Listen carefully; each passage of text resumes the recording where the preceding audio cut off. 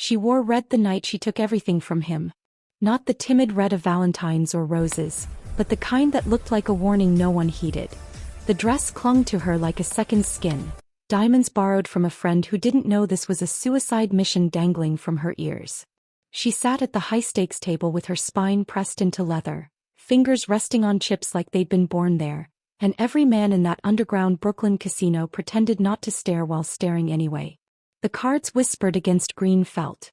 3 hours in and Victoria Brown had systematically dismantled Park Ha-neul's composure the way surgeons open bodies. Precise, intentional, with no wasted movement. She'd read every tell, called every bluff, watched millions stack in front of her while the room held its collective breath. The casino floor hummed with that particular voltage of immigrants who'd clawed to power watching a black woman dismantle their boss with nothing but a poker face that never cracked. Across from her, Ha-neul didn't blink. Couldn't afford to. Brooklyn's most feared Korean mafia boss sat perfectly still, his suit pressed sharp enough to cut, that small tattoo visible just above his collar. A reminder of violence barely contained.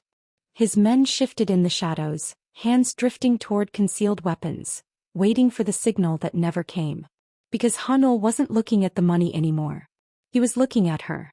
The way she breathed, steady and slow when everyone else was suffocating. The way her pulse beat visible at her throat but her hands never trembled.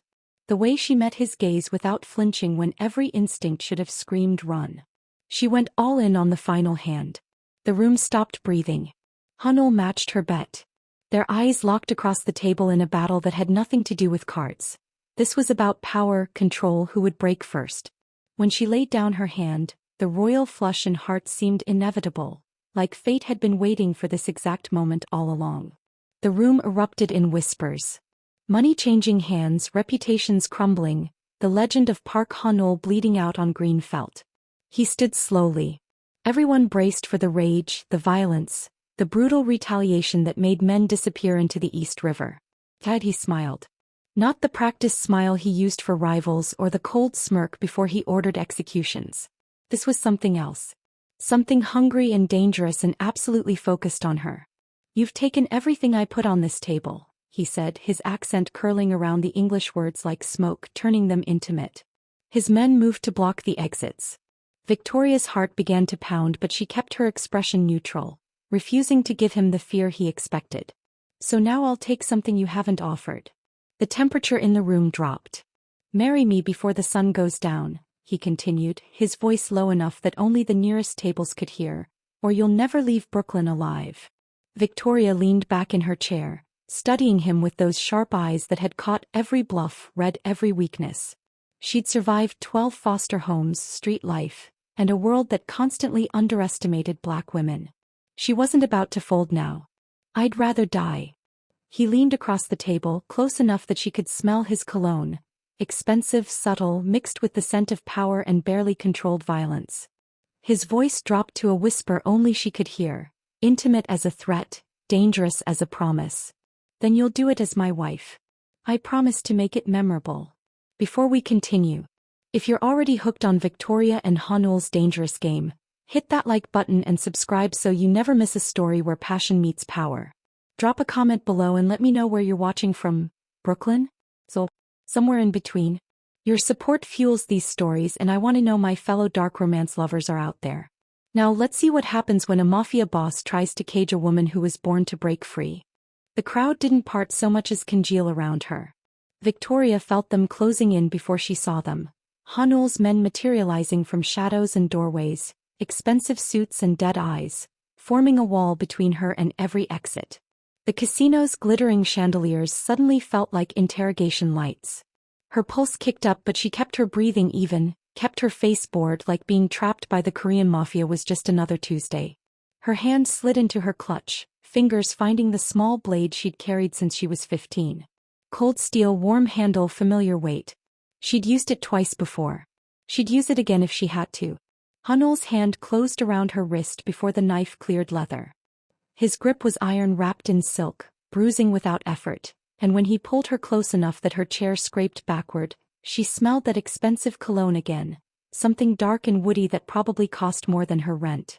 "I admire the instinct," he murmured against her ear, voice low enough that only she could hear. His thumb pressed against her pulse point, counting her heartbeat like it belonged to him now. But if you cut me, I'll have to reciprocate. And I'd prefer our first blood together to be under different circumstances. She tried to jerk away. He didn't let go. You're a liability now, he explained with the cold efficiency of a man explaining a business transaction. My rivals watched you humiliate me in front of everyone who matters. They'll come for you, not tonight, maybe not tomorrow, but soon. They'll take you apart slowly, send pieces back to prove a point. His grip tightened. The only protection I can offer is marriage. Binding you to me legally. Making you untouchable. Victoria stared at him, at this beautiful, terrifying man who'd just proposed like he was signing a death warrant. Then she gathered saliva in her mouth and spat directly in his face. The room went silent. Hunnell released her wrist. Wiped his face slowly, deliberately, his expression never changing. Then he fisted his hand in her hair and kissed her, brutal, possessive, shocking enough that her gasp let him in deeper. When he pulled back, her lip was bleeding from where her teeth had cut the inside of her mouth. His mouth was red with her blood. That's one, he said softly, like he was keeping score. The Mercedes smelled like leather and gunpowder. Victoria sat pressed against the door as far from him as the backseat allowed, but his hand found her thigh anyway, possessive, proprietary, impossible to dislodge. Every time she pushed it away, it returned heavier. Stop touching me. You're my fiancé now, he said without looking at her. Get used to it. His estate was a fortress disguised as elegance. Brooklyn Heights brownstone with iron gates, cameras, men with guns at every entrance. Inside his office was all dark wood and darker intentions. He laid the contract on his desk like a sacrifice. Marry him tonight, stay 1 year, walk away with everything she'd won plus $20 million. Victoria read every word twice, looking for loopholes, escape clauses, anything. Found nothing but ironclad legal binding and the growing certainty that she'd just gambled herself into a cage with bars made of wedding rings. She signed because death was the only alternative, and Victoria Brown hadn't survived 26 years by choosing death. The midnight wedding was witnessed by Jean Sue, Hunnell's second-in-command, who looked at her like she was a disease, and a judge who owed Hunnell his career. No flowers, no music, just legal words that felt like shackles clicking shut. You may kiss the bride. Hunnell pulled her close, one hand on her lower back, the other cupping her jaw, and kissed her like he was claiming territory. Deep, thorough, devastating. Victoria bit his lip hard enough to draw blood. He pulled back slowly, blood on his teeth, and smiled. Genuinely smiled, like she'd just given him a gift. Perfect, he whispered. I knew you had teeth. Victoria woke to silk sheets and fury. The bed was massive, the kind that cost more than she'd ever seen before the casino, but the decorative iron on the windows was still bars no matter how pretty the pattern. She was still wearing the red dress, wrinkled and clinging, makeup smeared across Egyptian cotton pillowcases. Her head pounded from champagne she didn't remember drinking and rage she remembered perfectly. Then she saw her things. Her clothes hanging in the closet. Her books stacked on the dresser. Her jewelry box, the cheap one from the thrift store with the broken clasp, sitting on the nightstand like it belonged there. Someone had been through her apartment. Gone through her life. Brought her existence here like she was already erased from the world. She shook so hard her teeth clicked. The bedroom lock took 15 minutes to pick with a hairpin, which was 14 minutes longer than it should have. Rusty. She'd have to practice. Victoria moved through the estate methodically, cataloging exits, camera positions, blind spots. She knew he was watching. Let him watch. Let him see what happened to men who thought they could cage her. The garden door was unlocked. Arrogant or a test, she didn't care which. Dawn air hit her face cold and clean. She ran for the property gate in bare feet, red dress hiked up, adrenaline singing through her veins like electricity. Grass wet with dew. Gravel cutting her soles. Freedom 50 yards away, then 30, then. Hunnell stepped out from behind an oak tree, perfectly composed, suit immaculate despite the hour. Like he'd been waiting. Like he'd known exactly which way she'd run. Faster than I expected, he said, almost appreciative. Impressive. Let me go. No. Victoria lunged forward. He caught her fist mid-swing, spun her so fast the world blurred, and suddenly her back was against his chest, his arms iron bands around her ribs. She couldn't breathe, couldn't move, could only feel the solid heat of him pressed along her spine. Feel how your heart's racing? He whispered against her ear, his breath warm. That's not just fear. You feel it too, this thing between us. His hand slid down, bold and possessive, touching her through the thin silk of her dress in a way that made her gasp despite every intention not to. Her body betrayed her, arching back against him, and she hated herself for it, hated him more. Victoria slammed her head back with everything she had. The crack of his nose breaking was satisfying. His grunt of pain even more so. His arms loosened and she twisted free, but he caught her ankle and they both crashed into the wet grass, wrestling like animals. He was stronger but she was vicious, all elbows and knees in fury. They rolled through dew and dirt until he finally pinned her beneath him, his weight settling over her hips, his hands capturing both her wrists above her head. Blood dripped from his nose onto her collarbone. Hot. Red. Obscene. They were both breathing hard, staring at each other in the gray dawn light. His eyes were dark, pupils blown wide, something wild finally showing through that controlled exterior. You broke my nose, he panted. You kidnapped me. The moment hung between them, suspended, dangerous. Then he kissed her, desperate, violent, inevitable as gravity. And Victoria kissed back, biting his already split lip, her body arching up against his despite every logical reason not to. His blood mixed with hers. His groan vibrated through her chest. When they finally broke apart, both were shaking, both gasping, both lost. Inside, he ordered, voice rough. Yow. Go to hell. He laughed, actually laughed, the sound dark and broken. I'm already there, he said, touching her face with blood-stained fingers. You're just keeping me company. Hanol dragged her back to the house, his nose still bleeding, her dress torn and grass-stained, both of them looking like they'd survived something feral. In the marble bathroom, he sat on the edge of the tub and pointed at the first aid kit. Fix what you broke. Victoria approached warily, taking the gauze and antiseptic like they were weapons. She stood between his spread thighs, close enough to feel the heat radiating off him, and cleaned his face with unnecessary roughness. He didn't flinch. Just watched her with those dark eyes while his hands settled possessively on her hips. 12 foster homes, she said suddenly, pressing too hard. That's how many it took before I learned to fight. Before I learned that if you don't hit first, you don't survive. His thumbs rubbed circles through the torn silk. And did you survive? I'm here, aren't I? Something passed across his face. Recognition, maybe respect. He stood abruptly, taking her hand. I need to show you something. The basement stairs descended into cold air and the smell of copper. Victoria's stomach clenched before she saw him. A man named Min Jinsu had called him earlier, tied to a chair in the center of a concrete room. Beaten. Broken. Barely conscious. Tools hung on the wall like surgical instruments. Blood pooled on the floor. This is what I do to people who betray me, Hanol said, his voice flat, clinical. He released her hand and walked to the chair. I brought you here because you need to understand what world you've entered. Victoria should have been horrified. Should have screamed, run, anything. Instead, she watched with clinical detachment as Hanol interrogated the man about stolen shipments, about information sold to rivals. Watched as he used his fists, then other implements, extracting confession after confession. When Min finally slumped forward, Hanol pulled a gun from his waistband and fired once. Clean. Efficient. Final. The gunshot echoed in the small space. Then silence. Hanol turned to her, probably expecting horror, revulsion, fear. Instead, Victoria met his gaze steadily. I was 17, she said, her voice calm. Foster sister named Maya. Her boyfriend thought he could use her however he wanted. I stabbed him 23 times. The police ruled it self-defense. She paused, remembering the weight of the knife, the resistance of flesh, the way she couldn't stop even after he'd stopped moving. But it wasn't. Not by the end. I just didn't stop. Something shifted in Hanol's expression. Surprise, recognition, hunger. He crossed the space between them in 3 strides, cupping her face with hands still bloody, and kissed her like she was oxygen and he'd been drowning. You understand, he breathed against her mouth. I know what it's like to choose violence, she said.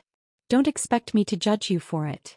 They stumbled out of the basement, shedding clothes like skin, his jacket, her torn dress, a trail of violence and desire leading up the stairs.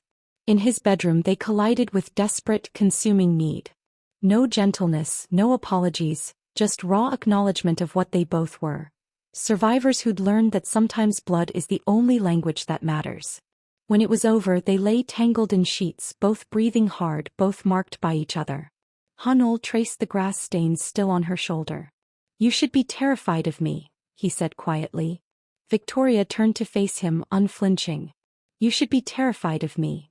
He smiled, real, genuine, devastating. "I am." They didn't discuss what happened. At breakfast, Hanul was controlled perfection. Pressed suit, composed expression, coffee poured with steady hands. Victoria studied the marks he'd left on her body beneath her silk robe with dark satisfaction. Bruises like fingerprints. Bite marks she'd wear for days. "We're attending Dmitry Volkov's party tonight," he said without looking up from his phone. "You'll play the devoted wife. Convince everyone the marriage is real." "It is real," she said. "Unfortunately." His eyes flicked to hers. Something hungry moved behind them. "Wear black. And the diamonds I sent up." That night, she descended the stairs in a black gown that clung like sin, diamonds at her throat that probably cost more than lives. Hanul's expression when he saw her was worth every uncomfortable breath the dress demanded. She took his offered arm and they played their parts, the mafia boss and his unexpected queen. Dmitry Volkov's mansion reeked of new money and old violence. He greeted them with vodka and false warmth, his smile too wide, too many teeth. "Park Hanul. And the famous gambler wife." His accent turned the words mocking. "Beautiful choice. Though I hear she beat you at your own game." Hanul's grip on Victoria's waist tightened fractionally. "She did. That's why I married her." Victoria catalogued exits while smiling. 12 armed men. 4 entrances. 2 staircases. Dmitry kept them circulating, introducing rivals and allies, testing the legitimacy of their union. She played her part perfectly, touching Hanul's chest, laughing at appropriate moments, the picture of a woman captivated. When she excused herself to the bathroom, Hanul's hand on her wrist was brief but firm. 5 minutes. The hallway was quieter, cooler. Victoria was checking her reflection when he grabbed her from behind. Drunk Russian, reeking of vodka, hands where they absolutely shouldn't be. She broke his nose with her elbow before he could speak, his knee with her stiletto heel before he could scream properly. He crumpled, howling. Hanul found her standing calmly over the writhing man, her dress still perfect, not even breathing hard. He took in the scene, pulled his gun and fired once. The screaming stopped. Dmitry appeared with 12 guards, face purple with rage. "You killed my nephew in my house." Hanul's response was arctic, deadly calm. "He touched my wife. I was merciful. Next time I'll take longer." Guns raised, pointed at both of them. Hanul moved instantly, putting himself between Victoria and the weapons, his body a shield, willing to die for her.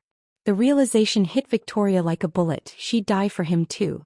When had that happened? Jinsu crashed through the doors with reinforcements, evening the odds. Silence stretched, weapons aimed, death hanging in the air like smoke. Then Dmitry laughed, big, booming, genuine. "Your nephew was a drunk fool. Consider his death payment for that shipment I lost last month." He waved his men down. "But Park Hanul, you're either very brave or very stupid to kill in my house for a woman." "Both," Hanul said, not lowering his gun. "But she's my woman. Remember that." In the car, Victoria couldn't stop shaking.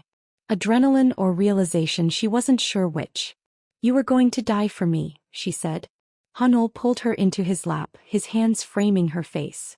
"Because you're mine. And I protect what's mine." He kissed her desperately and Victoria surrendered to the truth she'd been fighting. This thing between them was real, consuming, inevitable. They didn't make it to the bedroom. Hanul took her against the hallway wall, both still dressed, civilized on the surface while savaging each other beneath. Afterward, in the darkness, he pressed his forehead to hers. "I can't tell if I'm destroying you or if you're destroying me." Victoria whispered against his mouth, "Both," and knew it was true. Victoria began occupying Hanul's world with increasing confidence. She attended meetings, listened more than she spoke, absorbed the language of his business. Shipments, territories, debts owed and collected. When she did speak, her observations were sharp, strategic, cutting through bullshit to reach solutions his men hadn't considered. They noticed. Jinsu remained hostile, watching her like a threat, but others warmed gradually. Minjun, the tech specialist, actually smiled when she suggested a better encryption method. But Hanul remained emotionally guarded, letting her into his bed but not his head, his body but not his heart.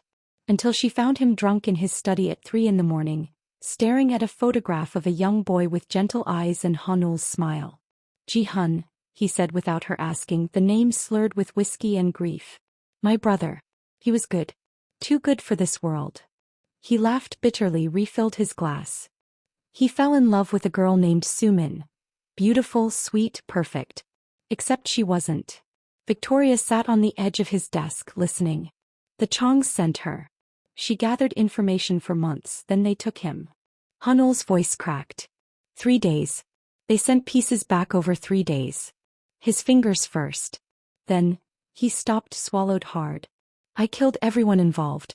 Every single one. But it didn't bring him back. He looked at Victoria then, his eyes unfocused, raw. You remind me of her sometimes. Beautiful, strategic, dangerous. And I wonder if I'm repeating his mistake, letting someone in who'll destroy me. Victoria could have been offended. Should have been. Instead she understood. I'm not her. I may hate this cage but I wouldn't betray you to your enemies. That's coward's work. She studied Ji-hun's innocent smile in the photograph. You think if you control everything you can prevent pain. But pain isn't something you control, it's something you survive. And you're still surviving. Something broke in Hanul's expression. He pulled her into his lap, buried his face in her neck and held her like she was the only thing keeping him from drowning. Victoria wrapped her arms around him, this dangerous man who'd become hers somehow, and let him breathe. They made love slowly that night, different from before. No violence, no desperation, just genuine intimacy that terrified them both more than any knife or gun ever could. Possession transforming into something deeper, more dangerous. When Victoria fell asleep in his arms, exhausted and sated, Hanul pressed his lips to her temple and whispered in Korean, thinking she couldn't understand, Sarangi. Niorial Saranghij Dwesio. Hananam Jibal Dawajusipsio. I love you. I'm falling in love with you. God please help me. But Victoria spoke Korean, had learned it years ago for a job she'd rather forget. She understood every word. Kept her breathing steady, her body still, while her heart raced with the terrifying realization that she was falling too. That this forced marriage, this gilded cage, this dangerous man had somehow become the thing she couldn't imagine living without. She'd entered his world to survive. She was staying because she wanted to. And that was the most dangerous thing of all. The Chong family gala was mandatory attendance. Every Brooklyn crime family gathering under crystal chandeliers and false civility. Hanul brought Victoria in red silk, a deliberate callback to the night they met, diamonds dripping from her ears like promises or threats. She looked devastating. Dangerous. His Chong Taeyong noticed immediately. Watched her with open hunger that made Hanul's jaw tighten, his hand possessive on her lower back. When Taeyong approached to request a dance, it was a challenge to Hanul's authority disguised as courtesy. Victoria accepted to avoid showing weakness. Hanul's fingers tightened fractionally before releasing her. On the dance floor, Taeyong pulled her too close, his hand sliding lower than appropriate. You're wasted on him, he whispered against her ear. All that control, no passion. I could show you what it's like to be with a man who isn't afraid of his own desires. Victoria's smile was ice. Touch me like that again and I'll break every finger on your hand. Slowly. He laughed, delighted. I see why he's obsessed. You're perfect, beautiful and vicious. When you get tired of playing house with the Park family, come find me. When the song ended, he deliberately kissed her. Hard, possessive, public. The room went silent. Victoria shoved him away but the damage was done. Every eye watched, waiting. Hanul crossed the floor like death itself. His fist connected with Taeyong's jaw with bone-breaking force. Guards rushed forward. Hanul pulled his gun, pressed it to Taeyong's forehead, finger on the trigger. Touch her again and I'll cut your hands off. Foley. While you watch. Taeyong laughed through blood. You're willing to start a war over a woman? Hanul's response was raw, honest, devastating. She's my wife. My partner.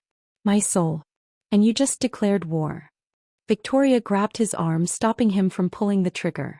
Not here. Not now. She turned to Taeyong, her voice deadly calm. You wanted to test him?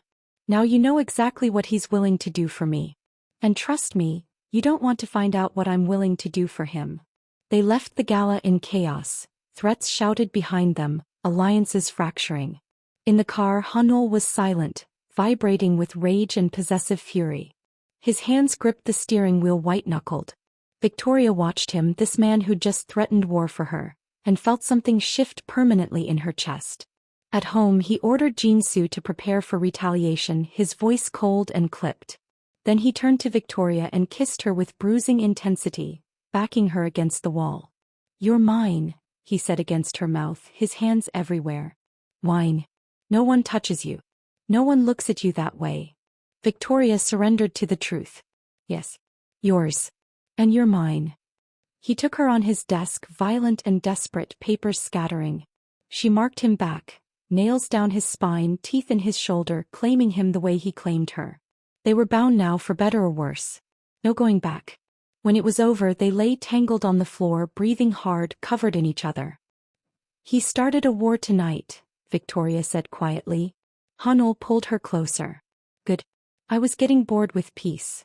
She laughed despite everything, pressed her lips to his racing pulse. War had begun.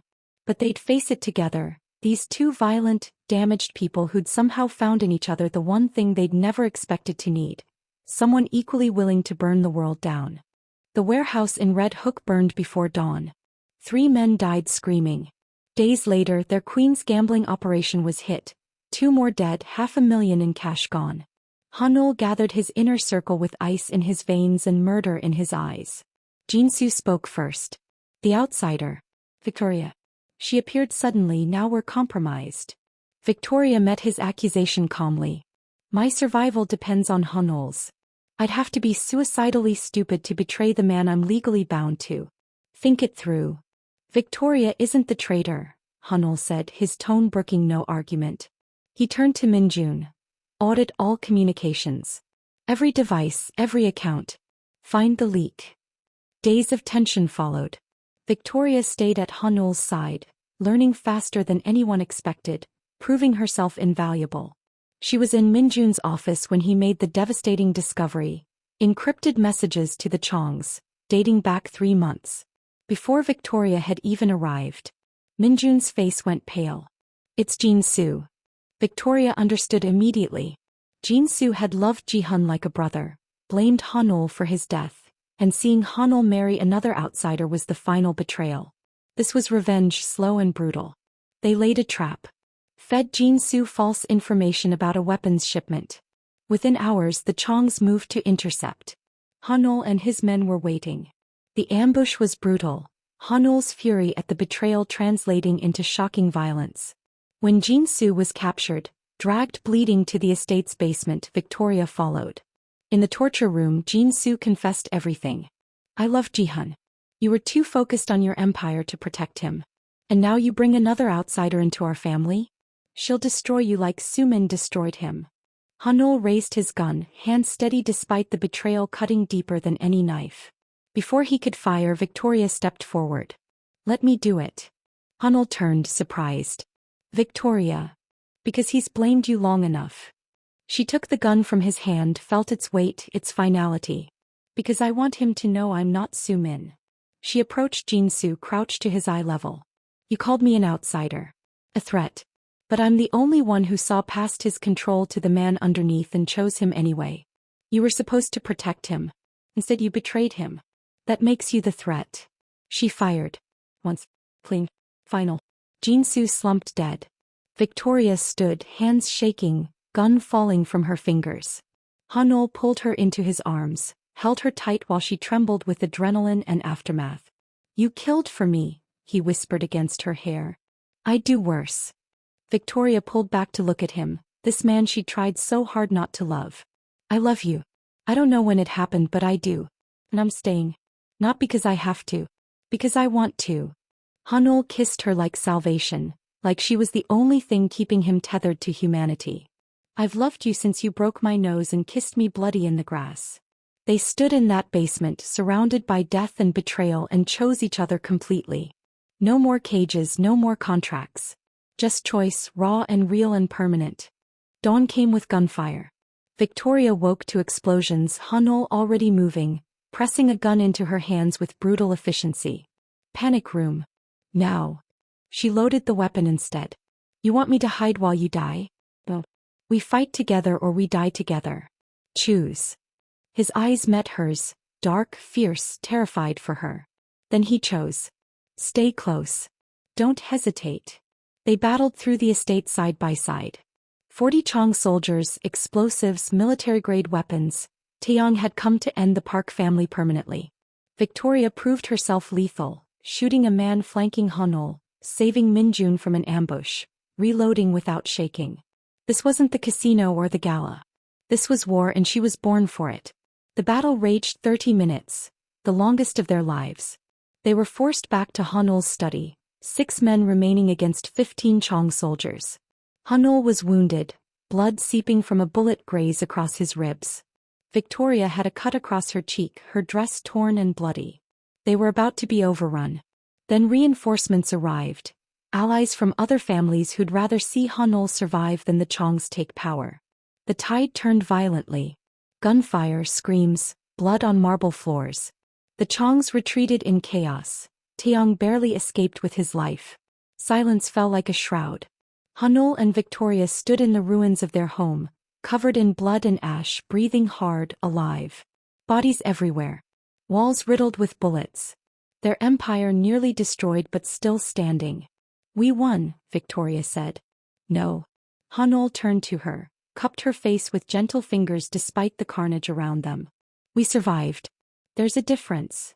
He studied the cut on her cheek, his thumb tracing just below it. You should have hidden. You could have died. So could you?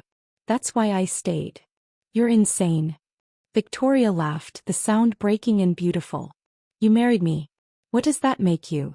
He laughed too, exhausted, exhilarated, alive. Insane and in love. He kissed her there in the wreckage, surrounded by death and survival, their love forged in blood and fire.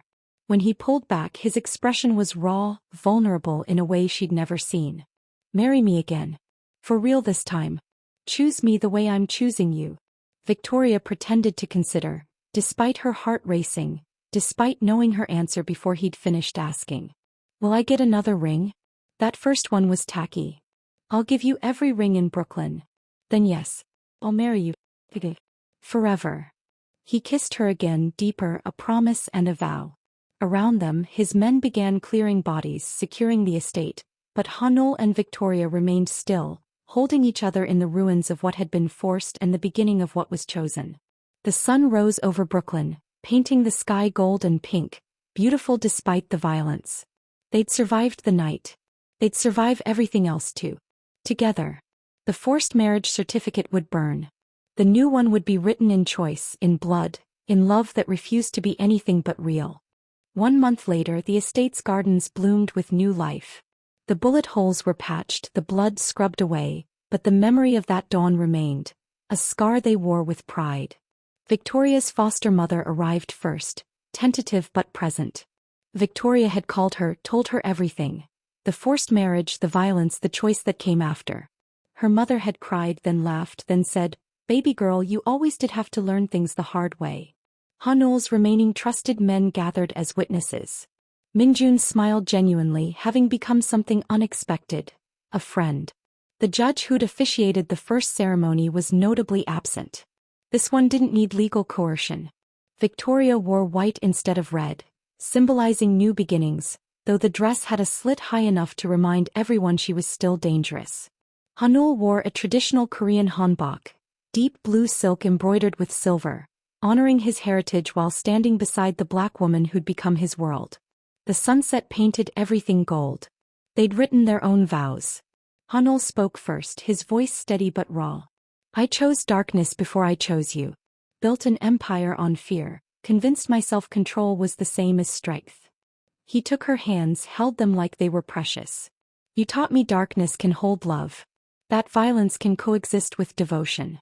You've seen every ugly part of me, the blood on my hands, the bodies I've buried, the monster I become when threatened. And you stayed. Not because you had to, because you wanted to. You're the only person who's ever made me want to be better while accepting that I'll never be good. Victoria's eyes stung with tears she refused to let fall. Her turn. I chose freedom before I chose you. Spent my whole life running, from foster homes, from connection, from anyone who might cage me. She squeezed his hands. You taught me freedom isn't running. Standing still with the person who makes you brave enough to stay. You've seen me at my worst, violent, scared, broken, and you didn't try to fix me. You just loved me anyway. You're the only cage I've ever wanted to stay in because you're the only person who's ever made me feel free. Hanul's thumb brushed away a tear that escaped despite her best efforts. The officiant, a friend of Minjun's, someone neutral, pronounced them husband and wife. For real this time. Hanul kissed her slowly, thoroughly, while their chosen family applauded. When they broke apart, he whispered in Korean, Sarangi. Yongwon he. I love you. Forever. Victoria whispered back, letting him know she'd always understood. Nato Sarangi. Yongwon he. I love you too. Forever. His eyes widened with surprise, then he laughed. Genuine, joyful, free. How long have you known Korean? Since the beginning. I understood every word. You let me think. That you were confessing in secret? Yes. She smiled, vicious and beautiful. Some cages you choose, Hanul. I chose you before you even knew it. He kissed her again, deeper, a promise written in breath and touch. Around them, Brooklyn sprawled. Their kingdom, their battlefield, their home. They'd started with cards and coercion. They'd built something real through blood and choice. And standing in those gardens, married by choice instead of force, they knew one truth absolutely. Some loves are gentle. Theirs was fire. And they wouldn't have it any other way. Love this story? My next video will be even more intense. Subscribe so you don't miss it.